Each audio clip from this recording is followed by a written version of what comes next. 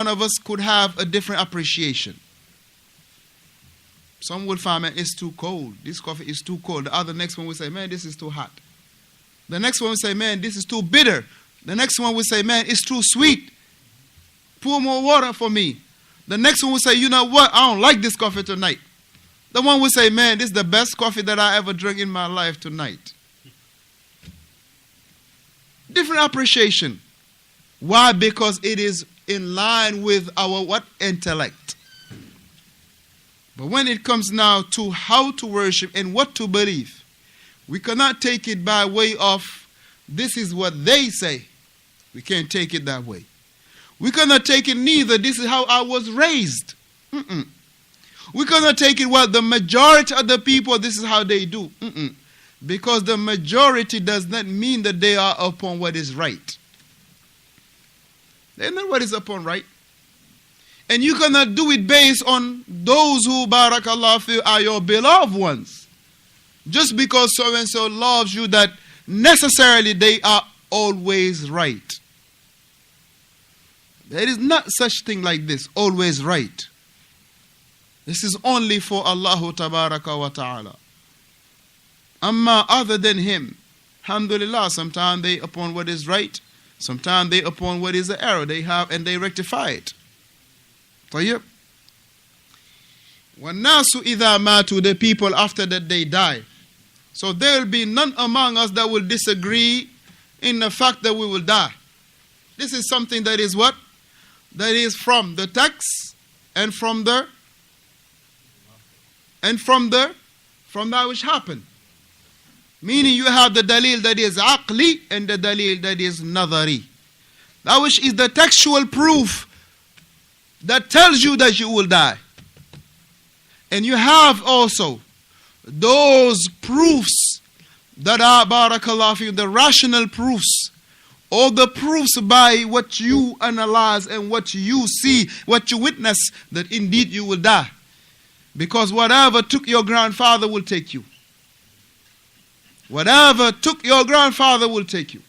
Whatever took my father will take me without a doubt. Allah yarhamhu. Without a doubt. Whatever took him will take me.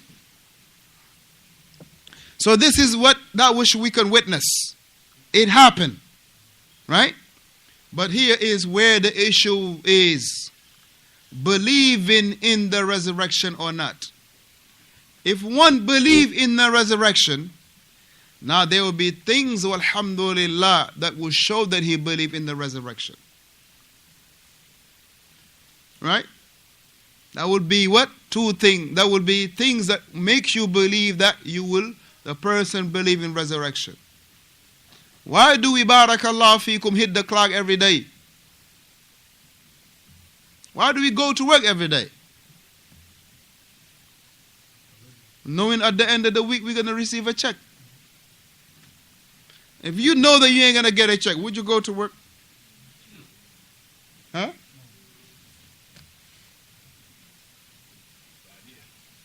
No, that's different. That's different. You work for a company, but you know at the end of the week this guy is not going to pay you. He owe you already maybe a whole month without a pay. Been giving you the run around. If he tell you, come work for me. So believing in the resurrection, things must be established. To say that I will be resurrected, that means that all your action will be held accountable. You're going to be held accountable for your actions. All your belief, you will be held accountable for your beliefs in your belief system. All your statement will be what? You're going to be held accountable for your statements.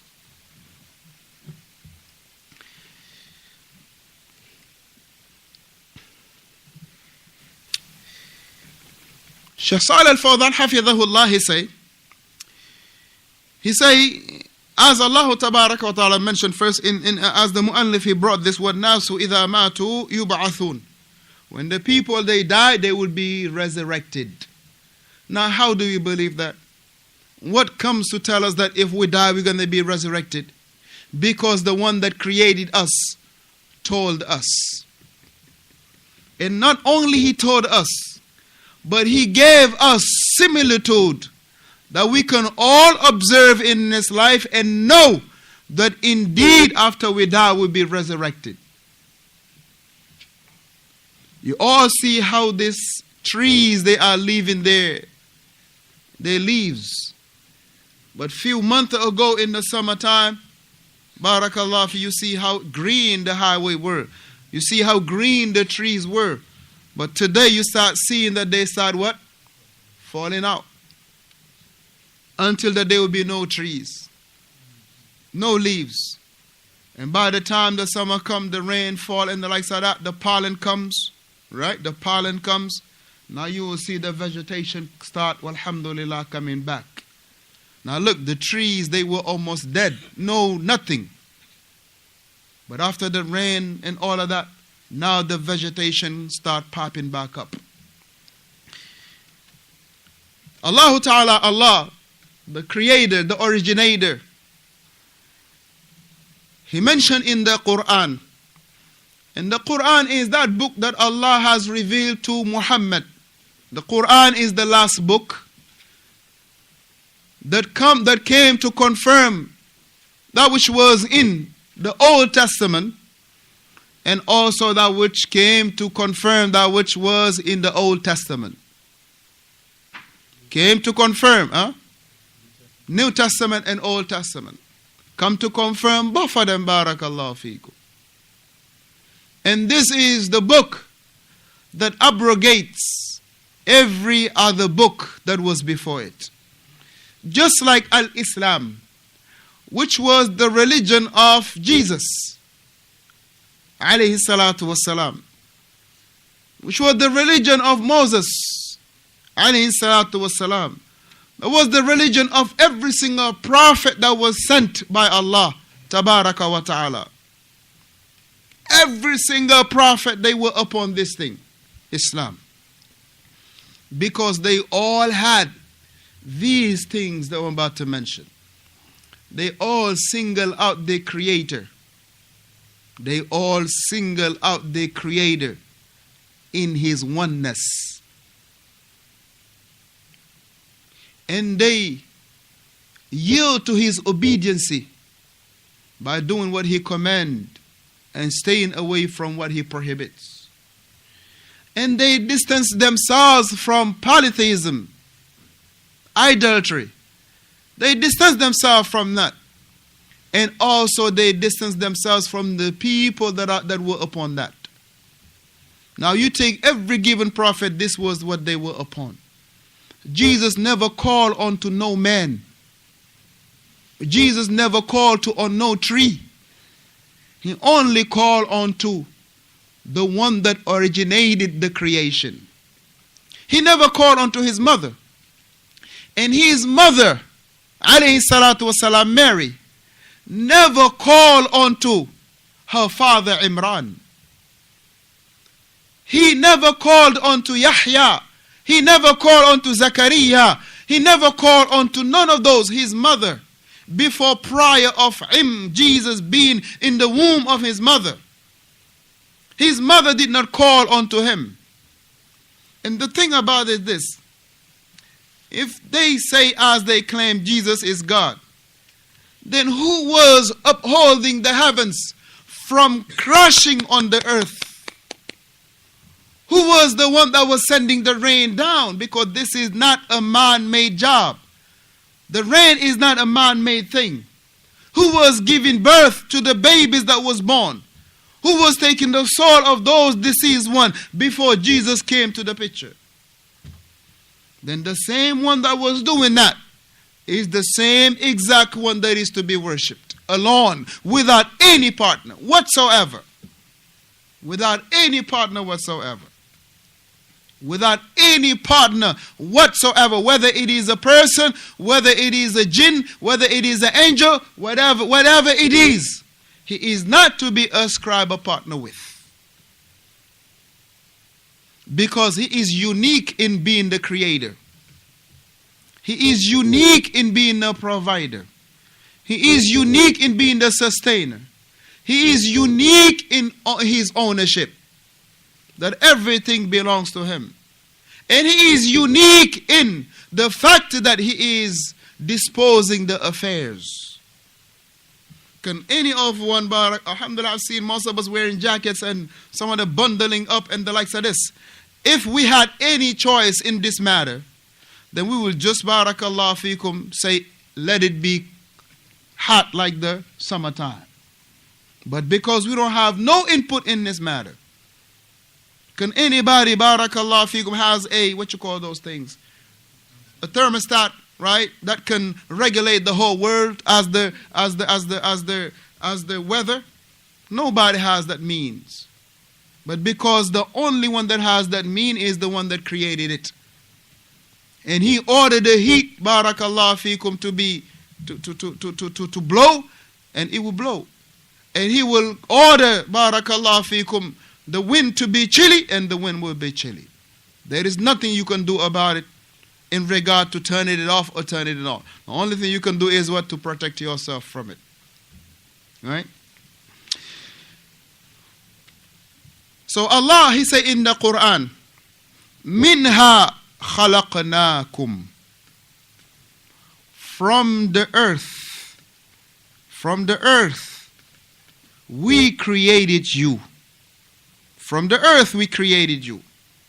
Because Adam, the first human being, was created out of clay, dirt, earth. So from the earth, we were created. Because if our father Adam was created from earth, from clay, that means we were created from clay. So that kicks out what? This evolution theory. This evolution concept that we were apes, monkeys, chimpanzees, and all of those crazy things that these people are teaching the kids at school. This is a lie. There is no such thing as the evolutionary type of concept. But Allah here say, minha, from it, i.e. the dirt, the earth, the clay, khalaqnakum, we created you all. We created you all from where? From clay, from dirt, from the earth. وَفِيهَا نُعِيدُكُمْ وَفِيهَا نُعِيدُكُمْ. And in it we return you. Look, when a person dies, what is done? He will be buried inside there, in the grave. He'll be buried inside there, in the grave. And this is, barakallahu fikum, what? The first person that died, this is what was done. This is what was done. The first one that died, this is what was done. So anything else that is not to be buried in the ground is, barakallahu fikum, foreign to what the customary of the people were about. Like cremation and all of those foolishness, right? This is very foreign to, barakallahu fikum, what was done from the origin, from get-go. Allah Ta'ala, He say, minha khalaqnakum, from the earth we created you. We all came from the earth. This is why there is no difference between the black and the white. There is no difference between the white and the black. There is no difference between the Puerto Rican and the Mexican. There is no difference between the Chinese and the African. There is no difference between the Fula and the Mandingo. There is no difference between the Pakistani and the Indian. There is no difference in this, because we all came from the same exact source, which is what? The earth, clay. And we will all return to it after we die. وَمِنْهَا نُخْرِجُكُمْ. And from your graves, you will be brought back or rise again from it. And this is where the point of reference in this class, which is what? Believing in the resurrection. Look at this sequence that Allah talks about. 3 things. Creation, return